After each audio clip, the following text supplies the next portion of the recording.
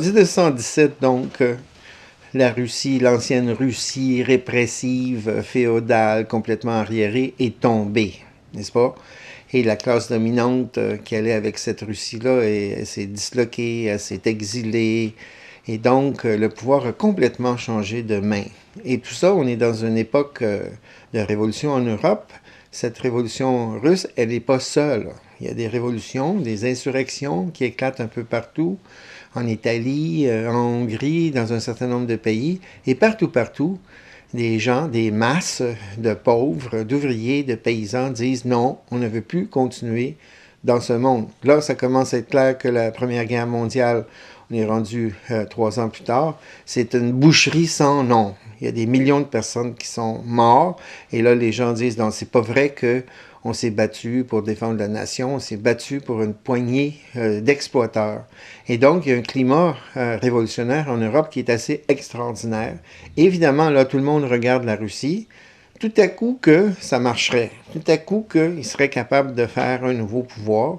Et tout à coup qu'à partir de ça, on pourrait pas nécessairement dupliquer ce qui se passe là-bas, mais se servir des leçons et puis d'aller plus loin. Alors, les révolutionnaires russes, Lénine, Trotsky, Zinoviev, Radek, qui sont plusieurs évidemment. Par contre, Lénine occupe un rôle très central dans ce dispositif-là. C'est la personne la plus expérimentée et puis c'est la personne en qui on a généralement confiance parce que son jugement politique est quand même assez fort. Alors, lui, il dit, à partir de 1917, à partir de la Révolution, il dit camarades, il faut faire 2 choses en même temps. Et attention, ça ne sera pas facile. La première chose, c'est que c'est pas vrai qu'on a renversé ce pouvoir-là pour établir un autre pouvoir, n'est-ce pas? C'est pas vrai qu'on a renversé ceux qui nous opprimaient depuis des centaines d'années pour les remplacer par un petit groupe qui va aussi contrôler et dire qu'est-ce qu'il faut faire, qu'est-ce qu'il ne faut pas faire. Et donc, il faut l'autogouvernement. Il faut l'auto-organisation, il faut les communes. Il fait des références à la Commune de Paris et à d'autres explorations qui ont eu lieu dans le mouvement révolutionnaire en Europe. Et donc, il préconise non seulement une capture puis une transformation de l'État, mais une refonte de A jusqu'à Z de cet État-là, basée sur une décentralisation et une démocratisation. Et il dit souvent, ben c'est ça qu'il faut faire. Ça va être dur, ça va être difficile, ça va être compliqué, mais c'est ça qu'il faut faire. Mais c'est la première chose qu'il faut faire, parce qu'il y en a un autre, qui jusqu'à un certain point est un peu contradictoire avec la première. La deuxième chose, c'est que les gens ont fait la révolution, n'est-ce pas? Ils veulent travailler, ils veulent manger, puis ils veulent qu'il y ait la paix. Et ils veulent qu'il y ait un État, un nouvel État qui se reconstitue, puis qui assure ça. Et donc, ça, cette tâche-là est immédiate. C'est pas dans 50 ans, quand la Russie sera redevenue riche et éduquée, c'est maintenant. Et jusqu'à un certain point, donc, il faut rétablir un mode d'organisation et de gestion et de prise de décision qui va assurer l'essentiel de la reproduction des gens, puis la sécurité. On est juste au lendemain de la Première Guerre mondiale. Il y a aussi les forces de la réaction, l'ancien régime qui commence à se réorganiser. Et d'ailleurs, très rapidement, à partir de 1918, éclate une guerre civile. Tous les anciens dominants, n'est-ce pas, se réorganisent et envahissent la Russie avec des armées au sud, au nord, à l'est et à l'ouest. Et en plus, ces armées-là, ces dominants-là, ont l'appui des autres puissances capitalistes, évidemment. Non seulement l'Allemagne, mais l'Angleterre, la France, les États-Unis, une espèce de consensus extraordinaire de tous les dominants du monde qui disent la chose suivante, il faut éradiquer ce projet-là, parce que si jamais ça marche, ben là, ça va être extrêmement dangereux pour nous. Et donc, la guerre civile éclate rapidement. Guerre civile, ça veut dire militarisation, ça veut dire répression, ça veut dire bouleversement d'un bout à l'autre. Et là, Lénine et ses camarades disent qu'il faut rétablir nos capacités de combattre dans cette guerre civile. Il faut rétablir une armée. C'est un peu contradictoire parce que la révolution s'était faite parce que les soldats avaient cessé de combattre durant la Première Guerre mondiale et donc l'armée s'était disloquée. Là, on reconstitue une armée qu'on appelle une armée rouge pour défendre les acquis de 1917, puis pour défendre les intérêts des ouvriers et des paysans. Ça marche, dans le sens que au bout d'un an et demi, 2 ans, l'Armée rouge, et personne ne s'attendait trop à ça, l'Armée rouge a gagné contre l'Armée blanche ou les armées blanches, et donc il y a le rétablissement des choses. Mais pendant cette période de la guerre civile, il se produit quand même une série de phénomènes qui sont lourds, qui sont porteurs de problèmes qui vont apparaître beaucoup plus tard. Par exemple, armée, ça veut dire militarisation. Militarisation, ça veut dire discipline. Discipline, ça veut dire répression, contre des forces qui sont soit réellement ou soit d'une façon présumée du bord de la contre-révolution. Et là se reconstitue non seulement un État, mais un appareil répressif. Lénine, dans sa période libertaire de 1917, avait dit non, non, non, on n'aura plus d'armée permanente, on n'aura plus de police pour surveiller les gens, il va y avoir l'auto-organisation à la base et ainsi de suite. Mais finalement, les choses ne se passent pas comme ça. Et donc, on reconstitue un appareil répressif qui est justifié par Lénine en disant, écoutez, il faut éviter le pire et il faut éviter que les anciens dominants reprennent le pouvoir. Première contradiction qui va rester dans la suite des choses. Deuxième contradiction, il faut rétablir la production, n'est-ce pas?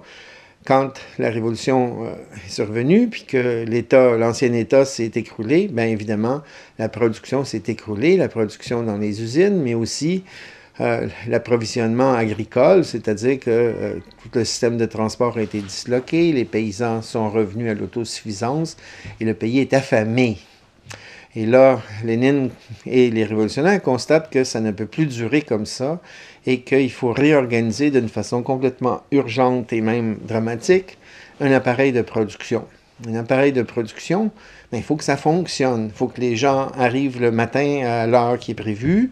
Il faut qu'ils travaillent dans une sorte de discipline consentie ou en tout cas au moins qui est présente. Et donc, on rétablit en partie l'ancien système de production avec ses contraintes, avec son côté autoritaire. Et ça va à l'encontre de l'utopie et du rêve de la commune qu'on avait évoqué en 1917.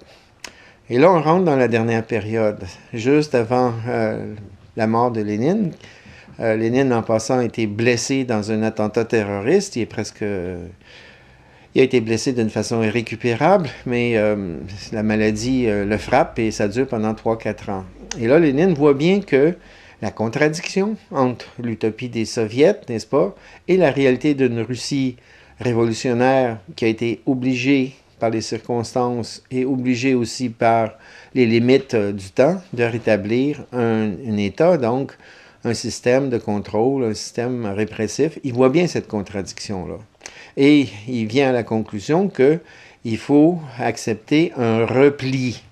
Et ça, c'est très, très, très difficile à accepter pour les socialistes, pour les révolutionnaires en général, qui pensent plutôt en termes d'offensive et de transformation. À un moment donné, dans les tournants de l'histoire, il faut comprendre qu'on ne peut plus juste avancer, il faut peut-être reculer pour mieux avancer.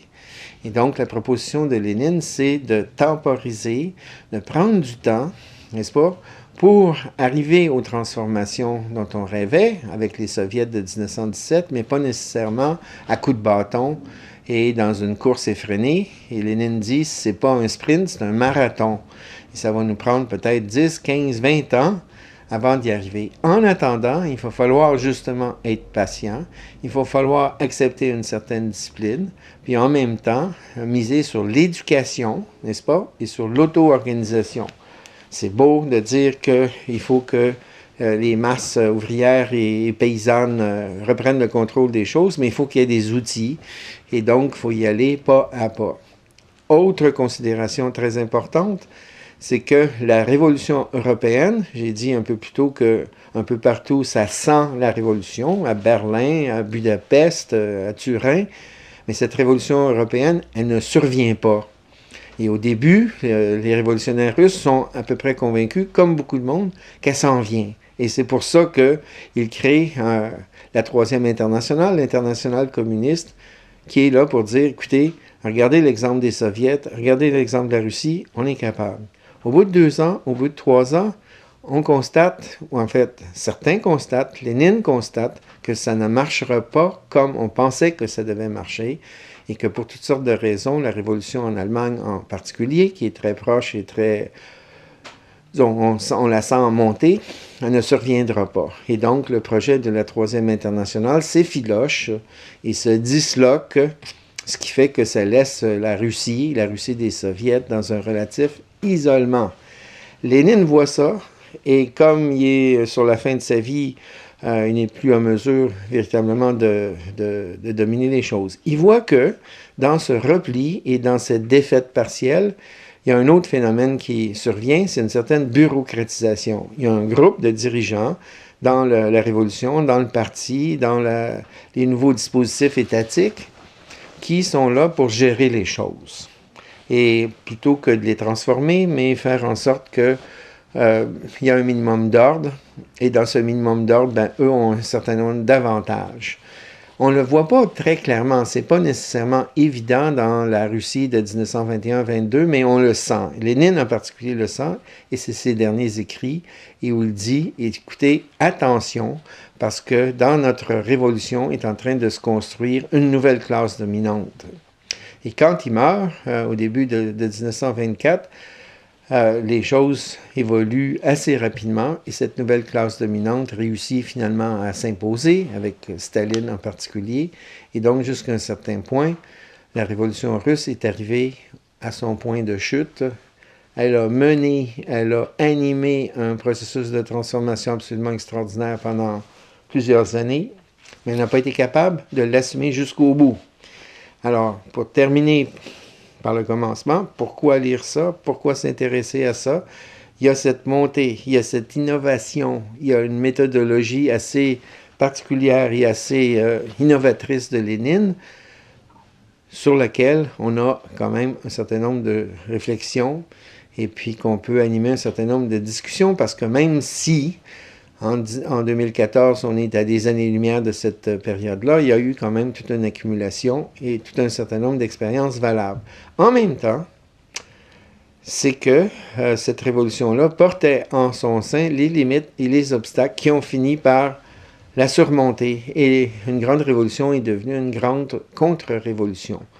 Encore là, c'est un langage, c'est un code, c'est une façon de penser qui semble assez loin de nos réalités, mais quand on regarde des processus de transformation en cours aujourd'hui en 2014, on en voit dans un certain nombre de pays d'Amérique latine, bien on voit en même temps que transformation, inertie, capacité d'auto-organisation, nouveaux dispositifs de classe émergente pour dominer les choses, ce sont des processus qui sont contemporains.